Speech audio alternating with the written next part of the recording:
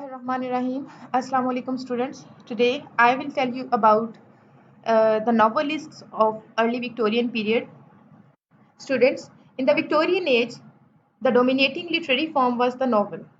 It was in fact easier to be read and understood by simple people.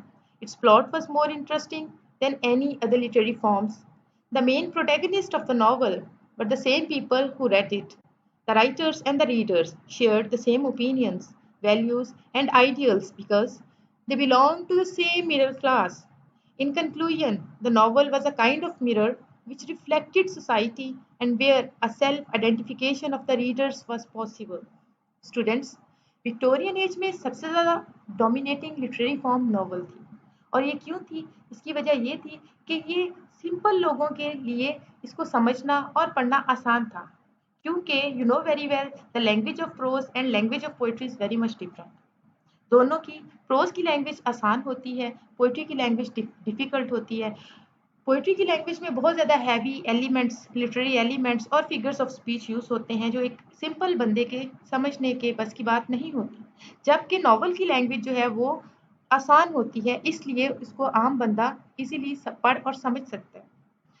दूसरी बात ये कि cheap printing की वजह से नॉवेल्स बहुत ज़्यादा प्रिंट हो रहे थे, इजीली अवेलेबल थे, जिसकी वजह से लोग जो है इसको प्रेफर करते थे अपने लेजर टाइम में इसको पढ़ना।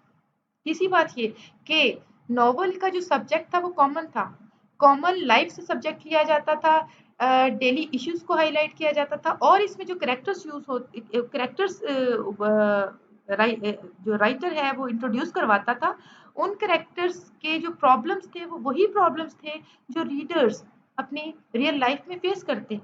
तो जब रीडर इन नॉवेल्स को पढ़ता था तो उसको लगता था कि ये कैरेक्टर्स तो इसके अपने जैसे हैं, ये कैरेक्टर्स तो वही प्रॉब्लम्स को फेस कर रहे हैं जो वो अपनी रेगुलर रेगुलर डेली लाइफ में फेस कर रहा है।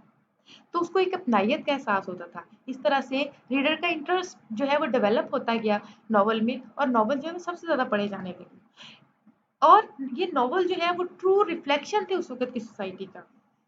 रियलिस्टिक वे में लिखे जाते थे, रियल प्रॉब्लम्स को डिस्कस किया जाता था, जो सारी सोशल चेंजेस आ रही थी उन सारों को नॉवलिस्ट अपने नॉवल के थ्रू है डिस्क्राइब करते थे। अब हम डिस्कस करेंगे the prominent novelist of early Victorian period, and the very important novelist was Charles Dickens. Charles Dickens was the representative novelist of the Victorian age. He is the greatest novelist that England has yet produced. He is the writer of some great novels such as Pickwick Papers, Oliver Twist, Great Expectations, David Copperfield, and Bleak House. As a novelist, Dickens is a social reporter. He introduced social novels in a much broader sense. In his such novel as a David Copperfield, Oliver Twist, Hard Times, he gave the contemporary social picture and attacked the various vices of the Victorian age. Students, जैसे Tennyson को कहा जाता है कि he is the most representative poet of Victorian age, इसी तरह Dickens जो है वो सबसे ज्यादा रिप्रेजेंटेटिव नॉवलिस्ट है विक्टोरियन एज का। उसने बिल्कुल ऐसे ही जैसे टेनिसन ने बहुत डिटेल से डिस्क्रिप्शन दी है सोसाइटी की, इसी तरह डिकन्स ने अपने नॉवेल्स में सोशल रिपोर्टिंग की है। जो सोसाइटी में चेंजेस आ रही थी, इंडस्ट्रियलाइजेशन की प्रोसेस की वजह से जो चेंजेस आ रही थी, जो इफेक्ट्स हो रहे थे, जो बुराइयां पैदा हो चुकी हुई थी, उन सब को उसने अपने नॉवेल्स के ज़रिए हाईलाइट किया है। यानी कि उसने एज अ सोशल रिपोर्टर जो है वो ये नॉवेल्स लिखे हैं, और इस तरह से लिखे हैं कि ऐसे लगता है कि ये पूरी की पूरी हिस्ट्री जो है वो नॉवेल्स के थ्रू उसने उस दौर की बयान कर दी हुई है। It must be understood at the very outset that Dickens' art is art with a purpose.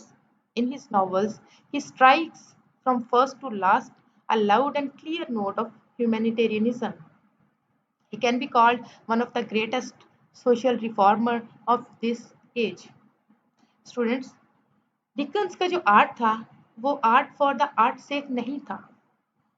उसका आर्ट सिर्फ लोगों को एंटरटेनमेंट प्रोवाइड करने के लिए नहीं था, एस्थेटिक्स प्लेयर प्रोवाइड करने के लिए नहीं था, सिर्फ इसलिए नॉवेल्स नहीं वो लिखता था कि लोग इसको पढ़ के एंजॉय करें। उसका आर्ट जो है आर्ट फॉर पर्पस था, और उसका पर्पस क्या था आर्ट का कि वो सोशल रिफॉर्मेशन करना चाहता था। उस वक़्त की जो सोसाइटी में प्रॉब्लम्स आ चुके हुए थे, उनको वो अपने नॉवेल्स में अपने कैरेक्टर्स के थ्रू जो है वो हाइलाइट करता था और उसपे एक किस्म का सैटायर था उसका उसके नॉवेल्स में हमें हिस्टोरिकल एलिमेंट नज़र आता है।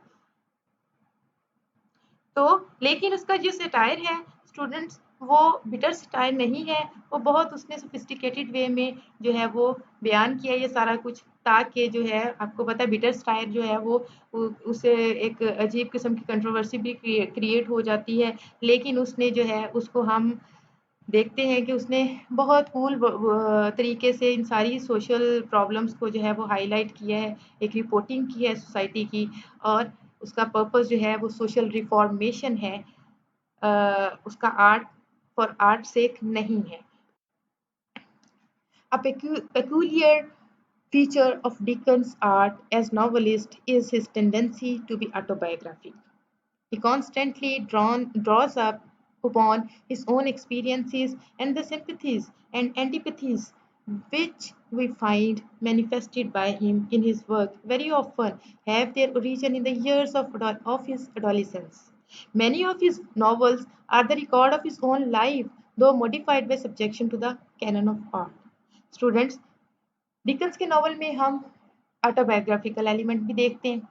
डिकन्स की लाइफ जो थी वो चाइल्डहुड की और एडोलेसेंस जो पीरियड था उसका, वो सारे का सारा बड़ा प्रॉब्लम में गुजरा। वो एक पुअर फैमिली से बिलोंग करता था और उसे जो है वो अपनी अर्निंग के लिए फैक्ट्रीज में भी काम करना पड़ा। एक सेल्फ मेड किस्म का वो इंसान था। तो उसके जो नॉवेल्स हैं, उसमें हम देखते हैं कि ज़्यादातर जो नॉवल के मेन कैरेक्टर्स हैं, वो बच्चे हैं। बच्चों की लाइफ को, उनकी स्ट्रगल को जो है उसने बयान किया है। डेविड कॉपरफील्ड जो इसका नॉवल है, वो तो बिल्कुल ऑटोबायोग्राफिकल है, और लेकिन उसमें ये है कि उसने थोड़ी-सी जो है वो आर्ट के ज़रिए उसमें थोड़ा-सा चेंज मॉडिफाई उसको किया है। एज़ इट इज़ तो इवेंट्स को बयान नहीं किया, लेकिन उसमें ऑटोबायोग्राफिकल जो है वो झलक नज़र आती है उसके नॉवेल्स में हमें, कि उसके जो नॉवेल्स के कैरेक्टर्स हैं, जो इवेंट्स हैं, वो रिलेट करते हैं उसकी अपनी पर्सनल लाइफ से। तो स्टूडेंट्स, इसके मेजर वर्क्स में आता है the Pickwick Papers, Oliver Twist, the Old Curiosity Shop, Dombey and Son, David Copperfield, Bleak House, Hard Times, a Tale of Two Cities and Great Expectations. Students, the second most important novelist of early Victorian period was William Makepeace Thackeray. He was British novelist and journalist. William Makepeace Thackeray was born in Calcutta in 1811 in an Anglo-Indian family and moved to England in 1816 at a very tender age. Dickens' contemporary and chief arch rival for fame.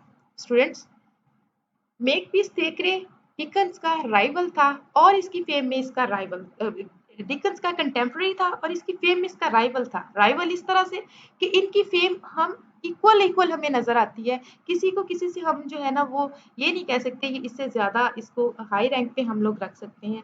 दोनों अपनी अपनी side पे अपने अपने art में बड़े perfect थे। दोनों ने एज अ मॉरलिस्ट काम किया, एज अ